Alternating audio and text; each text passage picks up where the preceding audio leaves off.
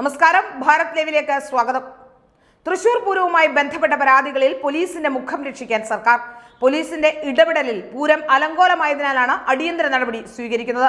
പൂരവുമായി ബന്ധപ്പെട്ട് ഉയർന്നുവരുന്ന പരാതികൾ സംസ്ഥാന പോലീസ് മേധാവി അന്വേഷിക്കും.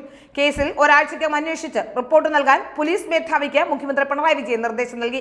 സംഭവവുമായി ബന്ധപ്പെട്ട് Thrissur police commissioner Ankit Ashokan, assistant commissioner Sudarshan എന്നിവരെ തെരഞ്ഞെടുപ്പ് കമ്മീഷന്റെ അനുവാദത്തോടുകൂടി അടിയന്തരമായി സ്ഥലം മാറ്റാൻ മുഖ്യമന്ത്രി നിർദ്ദേശം നൽകി കഴിഞ്ഞു. പോലീസിന്റെ അനാവശ്യ നിയന്ത്രണങ്ങൾ പൂരം നടത്തിപ്പിനെ പൂർണ്ണമായി താളം തെറ്റിക്കുകയായിരുന്നു.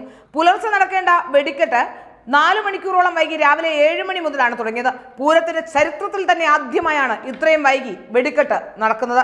പൂരപ്രേമികളിലും ഭക്തർക്കിടയിലും ഇത് വലിയ പ്രതിഷേധത്തിന് വഴിതെളിച്ചിരുന്നു.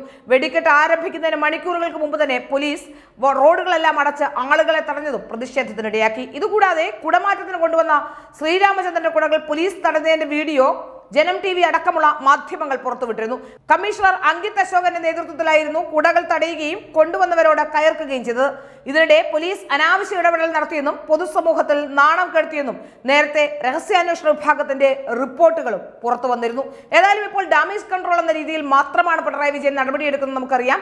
പൂരത്തെ തകർത്തുകൊണ്ട് ദേവസ്വം ബോർഡ് അടക്കമുള്ളവ ചേർന്നുകൊണ്ട് ഈ പൂരം ദേവസ്വം ബോർഡ് ഏറ്റെടുക്കാനുള്ള ശ്രമങ്ങൾ കഴിഞ്ഞ് കുറേ നാളുകളായി നടക്കുന്നുണ്ട്. പൂരം കൂടി കൈവശപ്പെടുത്താനുള്ള ശ്രമം നടത്തുന്നുണ്ട് എന്ന് വ്യക്തമാവുകയാണ്. അതുകൊണ്ട് തന്നെയാണ് ഇപ്പോൾ ഈ കാര്യങ്ങൾ വാർത്തയാകുന്നതും ചർച്ചയാകുന്നതും ജനങ്ങളുടെ വലിയ പ്രതിഷേധത്തിന് ഇടയാക്കിയിട്ടുള്ളതും.